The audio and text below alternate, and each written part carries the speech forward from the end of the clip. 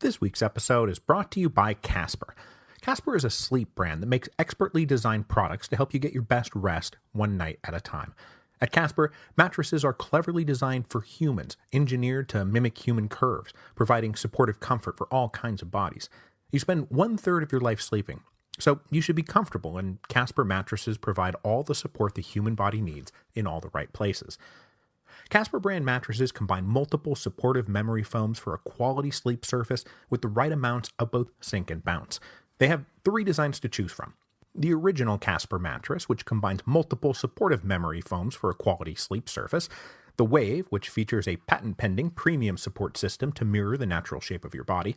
And the Essential, which has a streamlined design at a price that won't keep you up at night. And whatever Casper mattress you decide to go with, the price will be affordable because Casper cuts out the middleman and sells directly to you with free shipping in the United States and Canada. And if for some reason you don't like it, they offer hassle-free returns if you're not completely satisfied. And we continue to love our Casper mattress. It's been with us forever now, and it still sleeps great. The boy is comfortable. We're comfortable. Our pillows are used nightly, and the sheets are used every other week. It's great stuff.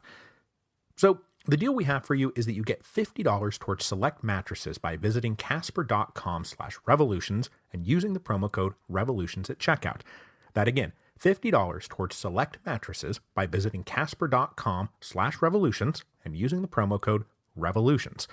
Terms and conditions apply.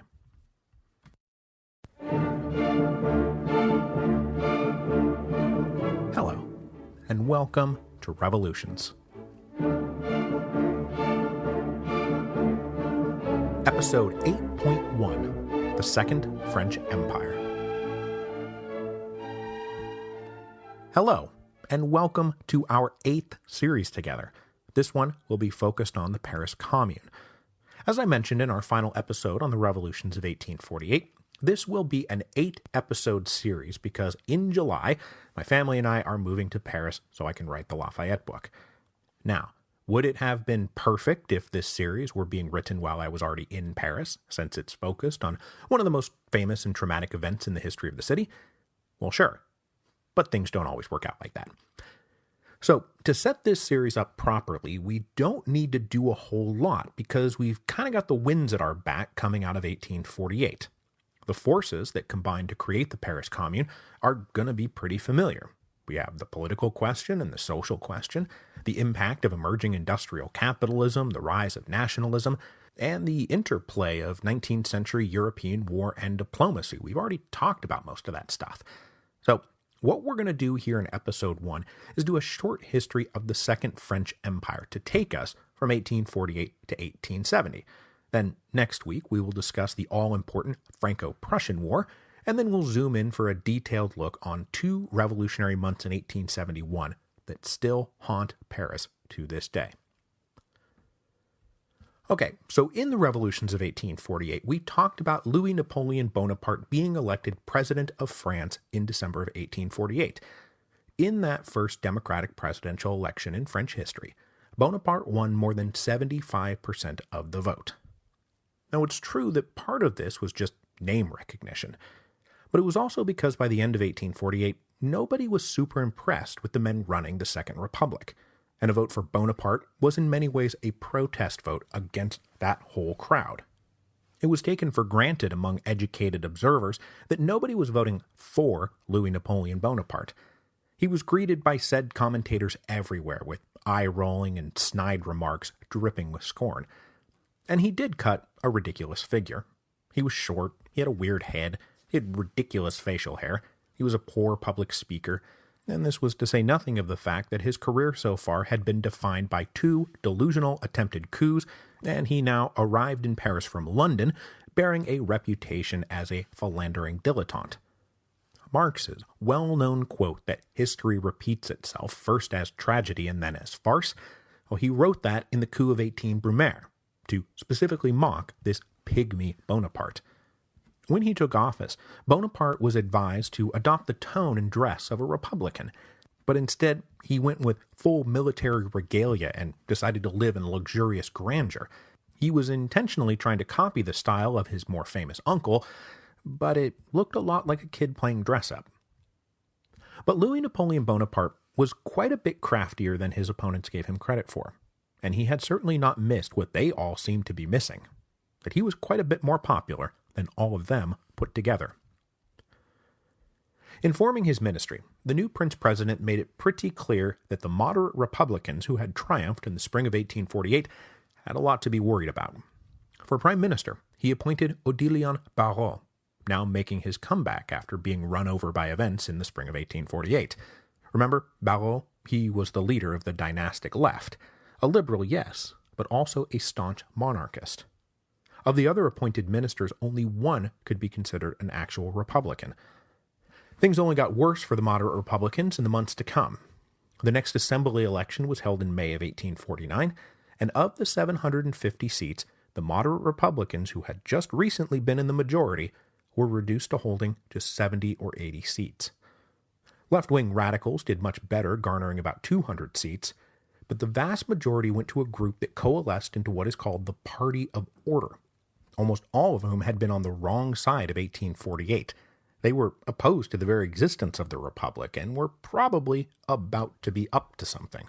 We're talking about Orleanists like Adolphe Thiers, unreconstructed Bourbon legitimists, conservative Catholics who wanted God and the King. Already feeling like the walls were closing in, the true Democratic Republicans of 1848 watched in horror as Prince President Bonaparte launched an expedition to Italy to destroy the Roman Republic on behalf of the Pope. All of this culminated in June of 1849 with a very brief attempt at an armed insurrection that was quickly strangled by the forces of order. With the Republicans mostly nullified, you kind of get the feeling like it was just a matter of time before the Second Republic transformed into something else. The question was, who would define the next incarnation of the French state? The Assembly or the President? Adolphe Thiers certainly thought that the Party of Order would be in the driver's seat. Utterly dismissive of Prince President Bonaparte, Thiers called him a cretin whom we will lead around by the nose. To begin the reconsolidation of the closed plutocracy that had dominated France since the Restoration, the Assembly passed a law in 1850 putting a 3-year residency requirement on voters, knocking out in one fell swoop fully 1/3 of the electorate, most of whom were lower-class voters who had moved looking for jobs, a population that just so happened to be quite supportive of President Bonaparte. But far from being led around by the nose, the Prince-President took to the road to rally a defense of universal suffrage, and he was now able to plausibly claim that he represented the will of the people, while the Assembly represented the will of a tiny clique of corrupt plutocrats. Now locked in a real political battle that they had not quite expected, the strategy of the Party of Order became, let's just wait him out. The Constitution forbid a president to serve consecutive terms, so all they had to do was stall until Bonaparte's term expired in 1852, at which point the pygmy Napoleon could be dispensed with. Believing that this was contrary to the will of the people, and, being an imperial-minded authoritarian, Bonaparte spent most of 1851 trying to secure an amendment to the Constitution that would allow him to run for re-election. In July 1851, the Assembly took a vote, and though the amendment actually secured a majority of the votes, it fell short of the 2/3 required to amend the Constitution. So having failed to amend the Constitution, a group of supporters around the president turned to their only recourse. No, not just accepting the constitutional term limits, don't be silly. They started planning a coup. Now, even though Louis Napoleon Bonaparte was hot to copy his uncle in every single way, he did not want it to play out like this. He wanted to remain in power indefinitely, sure, of course he did, but by legal and constitutional means. He did, however, absolutely believe that the will of the people was being stymied by a minority clique.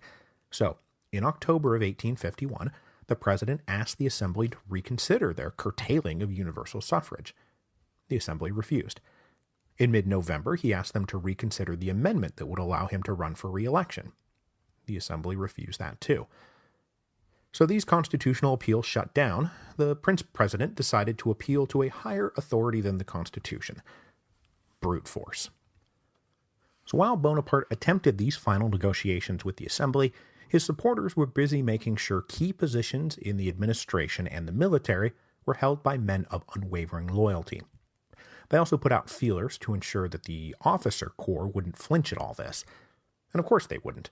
The Second Republic wasn't some deeply entrenched institution, and with a Bonaparte at the helm of France again, their years of miserable inactivity would likely be over. The French armies might be able to cover themselves in glory again. So the date of the coup was set for the auspicious date of December the 2nd, the anniversary of the Battle of Austerlitz and Napoleon's coronation as emperor. Then, to not exactly avoid the charge that they were just cosplaying an empire, they codenamed this operation Rubicon.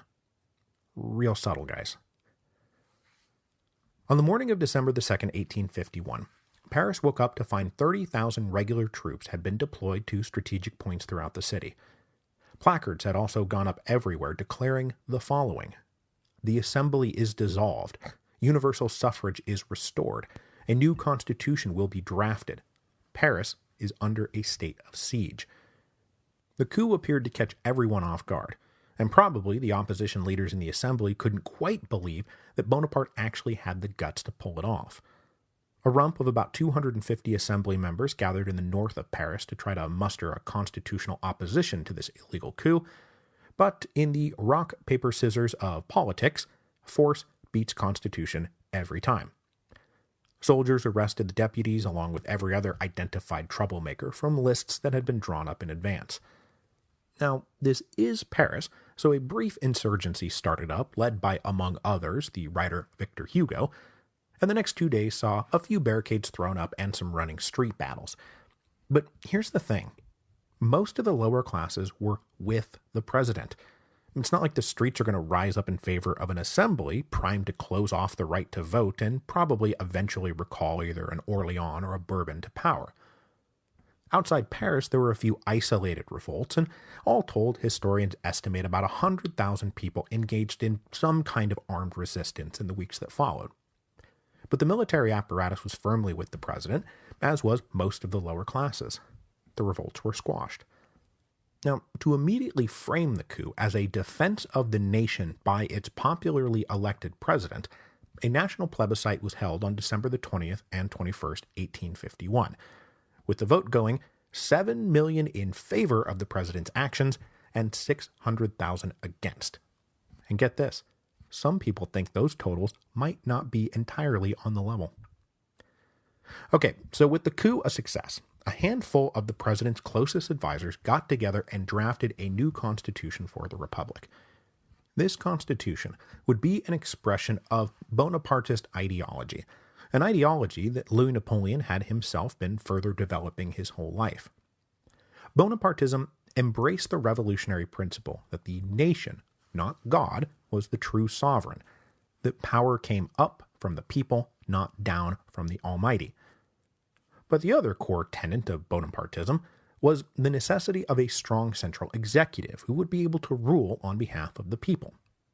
One man, preferably an emperor, but a president can do in a pinch, could and must represent the will of the people. The alternative was either the illegitimate claims of divine right monarchists or the corrupt and chaotic gridlock of democratic assemblies.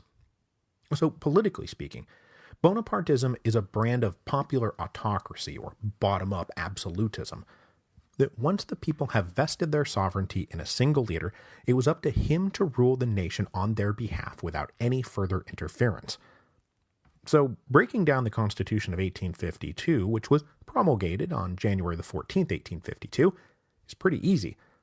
All power is vested in the executive branch.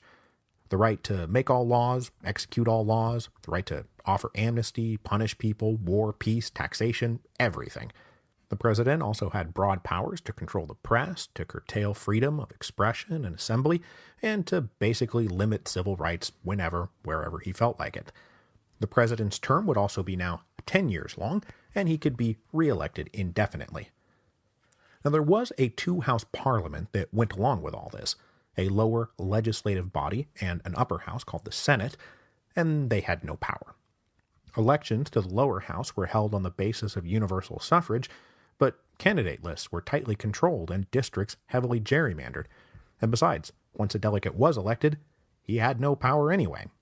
If you look up window dressing in the dictionary, there's a picture of the legislative body and the Senate of the Constitution of 1852. So this Bonapartist constitution was a pure expression of popular autocracy and clearly was laying the groundwork for turning the Second French Republic into the Second French Empire. For the next 11 months, though, Louis Napoleon Bonaparte continued to rule as Prince President Bonaparte. He did enjoy a legitimate popular mandate, but his support was rural and outside of Paris. The capital itself would always be a worry. So he immediately reorganized the National Guard, well aware of its revolutionary potential. Now, back in 1848, the National Guard had placed themselves under the Ministry of the Interior, and the Ministry of the Interior now answered solely to the President. So the Guard was reorganized to ensure maximum central control, the principal idea being, let's never call out the National Guard. The President also rolled out restrictive new press laws and kept a close eye on the universities and professors and students who always leaned radical left. As for the window dressing, a new assembly election was held in February of 1852, with candidates approved by the President getting 5.2 million votes, while the limited and controlled opposition was able to muster only 800,000. But 1/3 of the voters just sat out the election completely, which does speak to the fact that this wasn't quite as popular as Bonaparte would have you believe. During his year as an autocratic president, Bonaparte got started on many of the projects and initiatives that we'll talk about here in a second. But really, the coup of 1851 is the beginning of his imperial reign. But just to complete the transformation everyone could see coming from a mile away, in November of 1852 there was a plebiscite asking the French electorate to approve the transition from republic to empire. The reported vote was 7.8 million yes, 253,000 no. Now, the hilarious thing is that the Constitution of 1852 was already so explicitly autocratic that all they had to do was change the word president to emperor and keep everything else in place. On December 2nd, 1852, the anniversary of Austerlitz, his uncle's coronation, and his own coup d'etat, Prince President Bonaparte became Napoleon III, Emperor of the French. So what we'll do now is run through some of the highlights of the Second Empire. Now, we can't cover any one thing in too much detail, but hopefully by the time you walk out of today's episode, you'll have a pretty decent grounding on what went on in France between 1852 and about 1866. So, as we just discussed, on the political front, Bonapartism meant popular autocracy. On the economic front, Bonapartism meant active intervention by the state to promote economic progress. Remember, the now Napoleon III had spent most of his life studying political economy. Well, he had emerged from those studies convinced that an enlightened executive could use the combination of state funds and legal authority to act as the engine of economic growth. Now, the new emperor 100% believed in private enterprise. He didn't want the state like making hats or running restaurants. But he did believe that the state should invest in the national infrastructure that would allow those private enterprises to flourish. And in the 1850s, those national infrastructure projects meant railroads, telegraphs, steamships, canals, and bridges. It meant opening lines of credit to underwrite large-scale projects that would have positive reverberations throughout the economy. Now given the chance to wield executive power, Napoleon III was of that visionary imperialist mindset where you just plow through all barriers, physical, political, moral, human, whatever, to remake the world, holding fast to the idea that in the end, it would all be better for everyone. Now, the emperor was also committed to free trade. He believed it was critical to France's economic growth. He wanted to tear down tariffs and remove all protectionist barriers both internally and externally. More than anything, he wanted free trade with the British. Remember, Napoleon had lived in London for years and had come away very impressed with their achievements. He believed that by bringing British imports into France and sending French exports to Britain, that France's economy would boom. Both because they would be able to utilize cheaper versions of key industrial products like steel rails, but also that French companies would have to improve themselves in order to compete equally with the British. This was naturally opposed by most of the industrialists and artisans in France, but luckily the emperor's autocratic constitution meant that he didn't have to listen to any of them.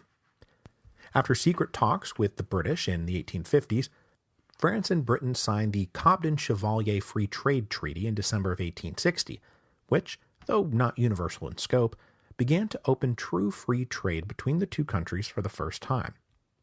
And Napoleon's vision for a free global market extended to completing his uncle's dream of building a canal that would link the Red Sea to the Mediterranean, so he fully backed the creation of the Suez Company that had received permission from Egypt to start that project in 1859, and which would, 10 years later, create the Suez Canal, massively reducing shipping time and costs from Europe to India and Asia.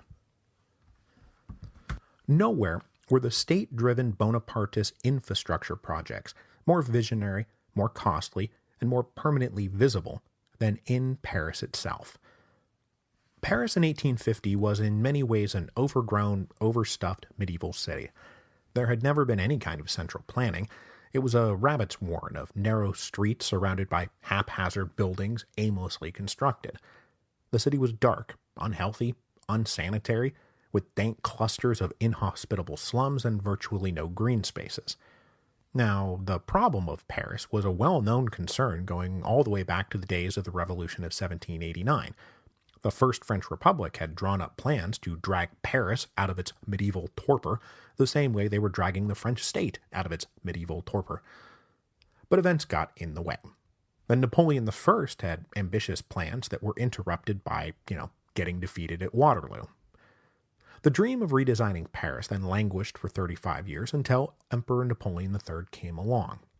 He had great big plans for Paris.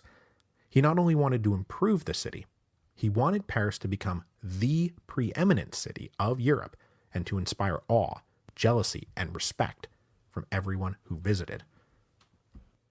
To help him realize this ambition, the emperor brought in a man capable of executing big plans and not being bothered by barriers, physical, political, moral, human, or otherwise. This man's name was Eugen Osman. Osman had spent his career bouncing around the hierarchy of the departmental prefectures, earning a reputation as an energetic and near genius-level administrator. In June of 1853, Napoleon elevated him to prefect of the Seine and ordered Osman to go forth and bring in air, light, and cleanliness to a city that was defined by stinking, dark filthiness. He was to bring fluid mobility and direct lines of transportation into a city composed of a clogged rat's nest of alleyways. He was to tear down the old haphazard structures and erect grand new buildings according to a central plan. Inspired by his time in Hyde Park, the emperor also wanted to clear out park space in every neighborhood. To combat the cholera and other epidemic diseases, the emperor wanted improved sanitation, aqueducts to bring in clean water, expanded sewer systems to carry away waste. These marching orders in hand, Osman went forth and started leveling everything that got in his way. He knocked down whole neighborhoods to make the grand boulevards that are all but synonymous with Paris today. The building facades along these new boulevards had to conform to specified colors, textures, and materials. The new boulevards also had gas lamps planted every 20 feet, and though the central city of Paris had streetlights before, this is when the city truly becomes the City of Light. The Ile de la Cité, the island in the Seine where Notre Dame is located, had turned into little more than a slum, so it was just razed to the ground and new buildings erected. Now, I can't cover everything that was done to Paris during Osman's renovations during the Second Empire, but basically, for the next 20 years, the city was one giant construction project, and it was the origin of the Paris we know today. But before we move on from this, I should mention one thing in particular. As much as the emperor liked to say that the grand new boulevards were about his desire to bring light and air into the city and to eliminate congestion, let's not kid ourselves. One of the main reasons he built all these big sweeping open boulevards was what? That's right, to cut down on all the damn barricades.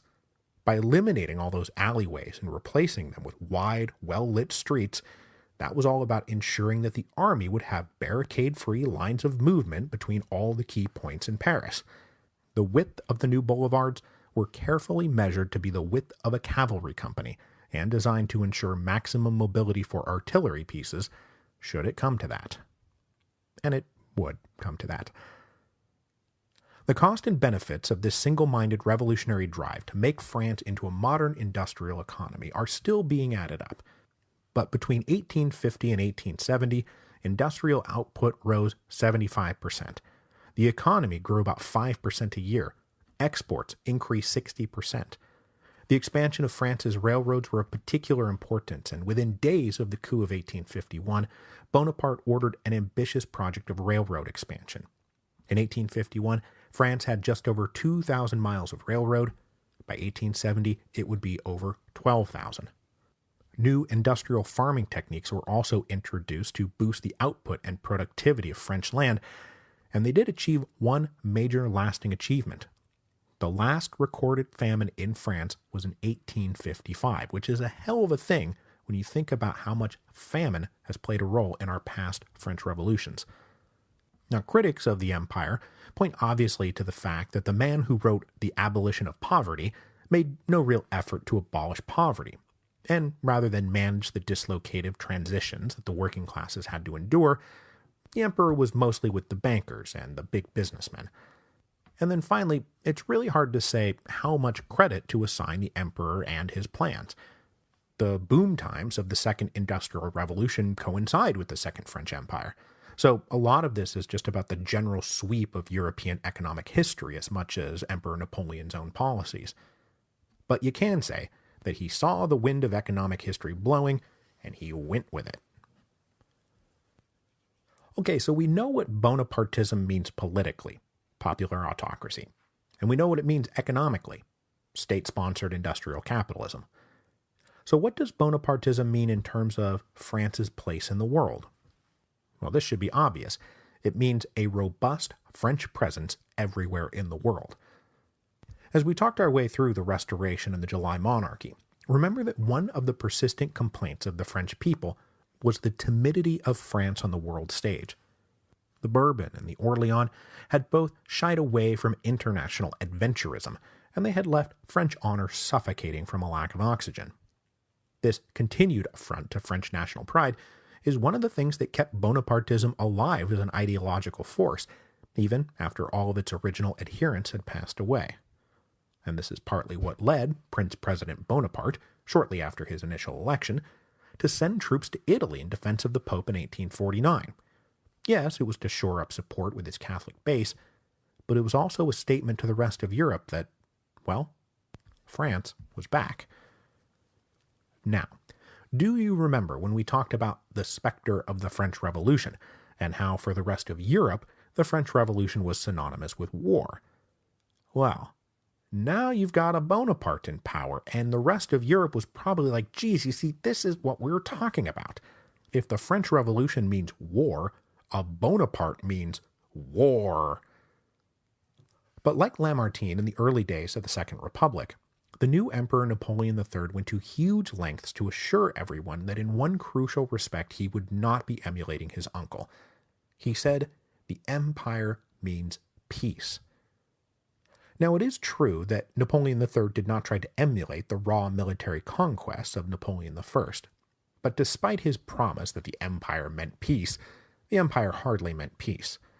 And the arrival of the Second Empire coincided with a general return to great power warfare that had gone dormant after the horrors of the French Revolutionary and Napoleonic Wars. So say what you want about Metternich and the Holy Alliance, the timidity of the French, the cautious self-interest of the British. The period from 1815 to 1848 saw no direct wars between the great powers.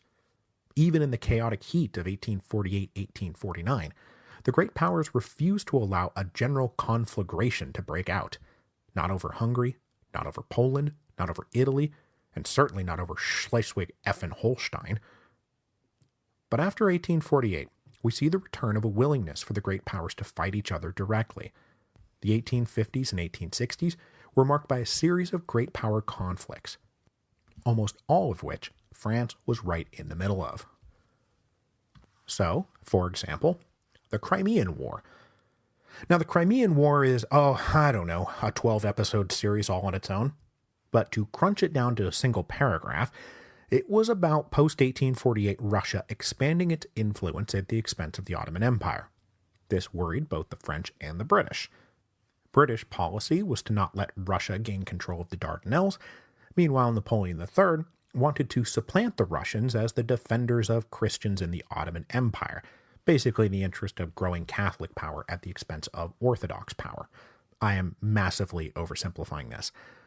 But like his previous intervention in Italy, Napoleon saw standing up to Russia as a good marriage of domestic politics and the further expansion of French international power.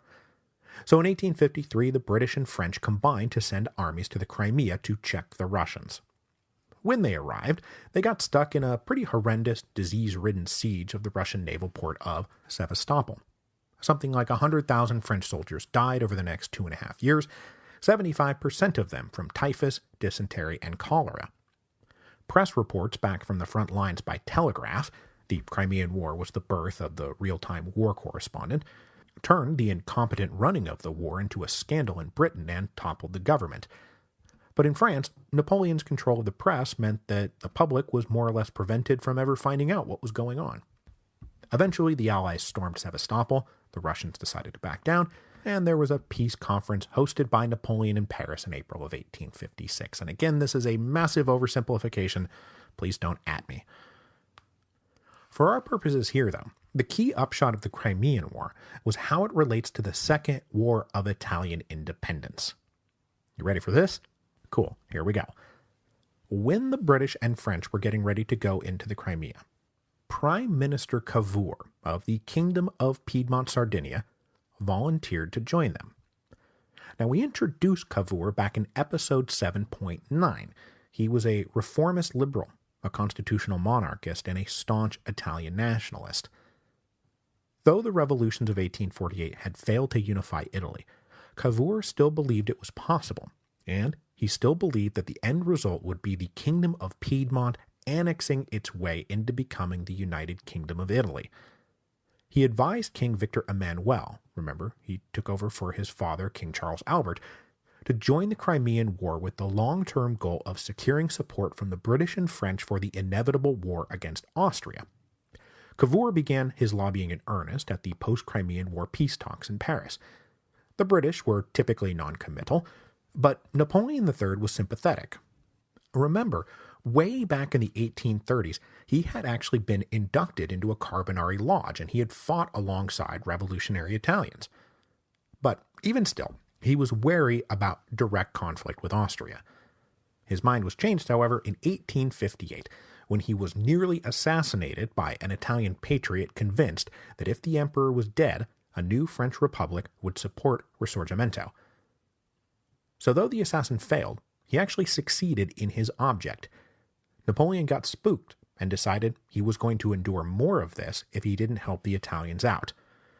Plus, helping the Italians did jibe with his plan to make France, not Austria, the hegemon of southern Italy and protector of the Pope.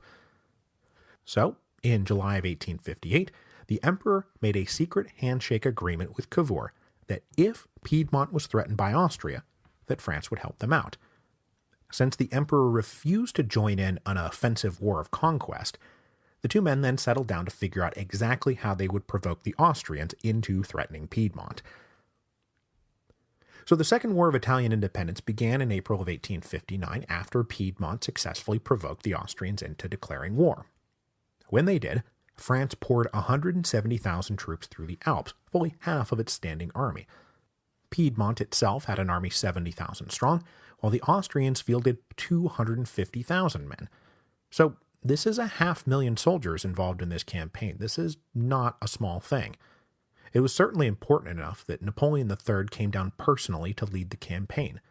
And then when the war started going badly for Austria and they found themselves pushed out of Lombardy, Emperor Franz Joseph came down to lead the Austrian army. So now it's dueling emperors time. By July of 1859, the war was not going great for Austria, but Prussia was mobilizing on behalf of the Habsburgs, so Napoleon took the opportunity to cut a deal. In a private meeting with Franz Joseph, who I'm sure started the meeting by saying, "Dude, I thought you said the empire meant peace," Napoleon secured the transfer of Lombardy to the Kingdom of Piedmont. This is the moment that Lombardy is permanently detached from the Habsburgs.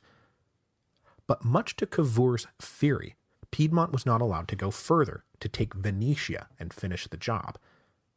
But to make up for this, after Napoleon promised the Austrians that he would not allow Piedmont to annex the nominally independent territories of central Italy, we're talking about Tuscany and Modena and the Papal States, Napoleon allowed Piedmont to do just that. Austria, not wanting to risk going back to war, let it go. These new acquisitions in hand, the Kingdom of Piedmont-Sardinia formally rebranded itself the Kingdom of Italy. And in exchange for their help, the French got Savoy and Nice, all of which was settled in 1860. This then was the peak of the Second Empire.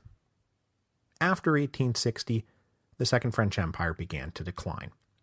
Napoleon III had accomplished a great deal, but he had pissed off a lot of people to get there, and future decisions would only further erode imperial prestige. By now, an eclectic opposition had formed inside of France. Republicans and liberals had never forgiven him for turning the Second Republic into the Second Empire. A lot of Catholics were now angry at his support of the Pope's enemies in Italy, and for all his promotion of industrial capitalism, his free market policies, particularly the Cobden Chevalier Treaty, which was just then being signed, ticked off the business owners who now had to compete directly with British imports. Now probably this opposition could have remained shoved in the closet Napoleon had shoved them into back after the coup of 1851, but for one little problem: money. Over the past decade, Napoleon had taken out a lot of loans for his various projects. Waging wars and rebuilding an entire country from the ground up ain't cheap. The deficits were growing, the state debt was piling up. And as we saw way back with Charles I, and then later with Louis XVI, and most recently with Frederick IV of Prussia, the banking community hinted that there had to be some kind of popular guarantee for the repayment of all these loans. Without that, credit was going to start drying up real quick. And the point here is that taxes and revenue secured by the consent of those who are being taxed creates a very predictable and reliable guarantee that the state will pay their bills on time. So to head off a financial crisis and possibly a political crisis, Napoleon started to loosen up on his political authoritarianism.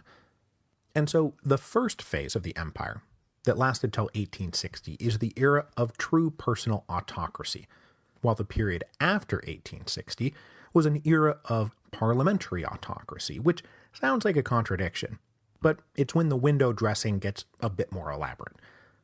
The government started easing up on rules about freedom of the press. Then in December of 1860, over the advice of his ministers, the emperor said that he would allow the legislative body and the Senate to openly debate and respond to government programs. These programs would also now have to be presented by the ministers in question to the assemblies. Then a few months later, the emperor allowed those debates to be printed and distributed. Then in December of 1861, he approved a measure that would allow the legislatures to debate ministerial budgets one by one instead of as a total package. He also agreed that the government would not draw emergency funds unless these legislative bodies were sitting. Now again, all real power still lay with the emperor, but he had to open up a space for the opposition to challenge the government on financial matters. Those who possess wealth and education and leisure time want a say in how a country is run, especially on financial matters. And once these signals started going out from the emperor, the opposition started to rally. In the elections of 1862, the vote for approved candidates was the same as it had been in 1852, 5.2 million. But opposition candidates jumped from 800,000 to almost 2 million. Major resistance was found most especially in the big cities like Paris, which went 63-37 against the emperor. But the opposition was a mixed bag. It was left-wing Republicans and conservative Catholics, Orleanists, Legitimists. They didn't agree on much, except a shared loathing of the emperor. This, then, gets us into a run of events in the mid to late 1860s that started to erode the prestige of the empire, and specifically two major foreign entanglements that we will deal with at a later date.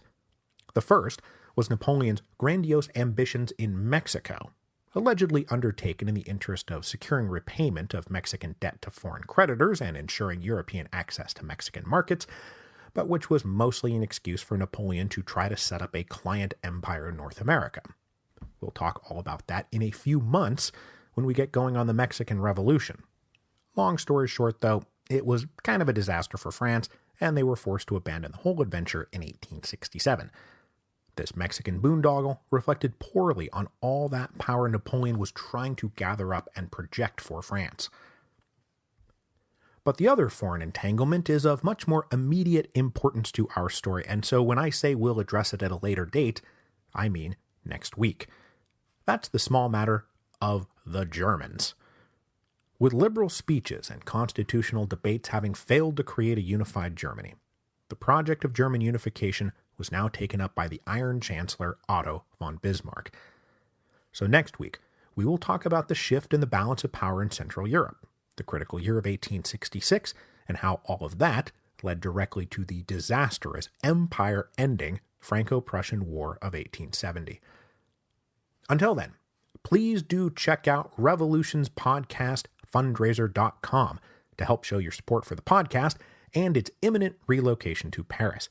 You guys have gotten the fundraiser off to a great start. I cannot thank you enough for your support. There are t-shirts, there are new History of Rome episodes. You can enter for a chance to win an autographed copy of The Storm Before the Storm. So please go to revolutionspodcastfundraiser.com. Open now through June the 9th, 2018.